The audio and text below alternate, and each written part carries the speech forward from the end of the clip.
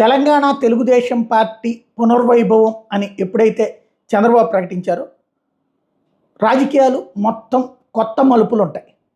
ఒకటి, కాంగ్రెస్ పార్టీలో Revanth Reddy well settled ఇప్పుడు, కానీ ఆల్రెడీ అధిష్టానం దగ్గర చక్రాలు తిప్పేవాళ్ళు వచ్చేశారు.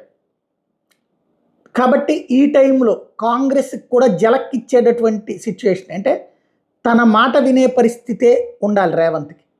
ఇప్పుడు కొత్తగా తీసుకొస్తున్నటువంటి వాళ్ళు దాదాపుగా 10-15 మంది ఎమ్మెల్యేలని అట్టించి తీసుకొచ్చేటటువంటి ప్రయత్నంలో ఆల్రెడీ ఒక 7 వచ్చేసేయడం.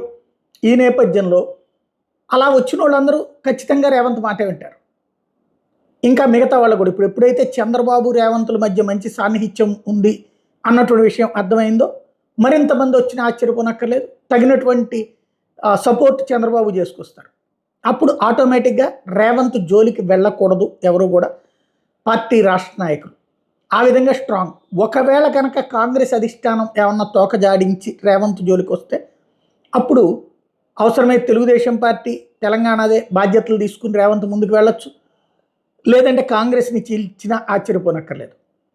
అలాగని అంత దాకా వెళ్తుందా అని అనుకోనక్కర్లేదు. కానీ జరుగుతున్న దాంట్లో చూస్తుంటే ప్రస్తుత పరిణామాల్లో కేసీఆర్ ఏ తెలంగాణ సెంటిమెంట్ అయితే తీసుకొచ్చారో అట్లాంటి తెలంగాణ సెంటిమెంట్ ఇప్పుడు రేవంత్ తీసుకొచ్చారు.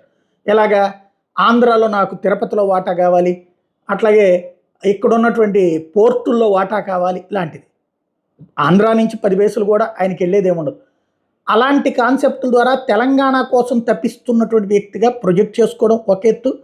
రెండవది, చంద్రబాబుతో తనకు ఉన్నటువంటి సాన్నిహిత్యం, చంద్రబాబు ఇప్పుడు ఉన్నటువంటి జాతీయ స్థాయి కీ పొజిషన్ నేపథ్యంలో ఖచ్చితంగా బలంగా తానున్నానన్నటువంటిది ప్రూవ్ చేయడం. ఓవరాల్గా తెలంగాణ రాజకీయాల మీద బాబు ముద్ర ఇప్పుడు, అలాగే జాతీయ కాంగ్రెస్ పార్టీ రాజకీయాల మీద బాబు ముద్ర అన్నటువంటిది కీలకంగా కాబోతుంది.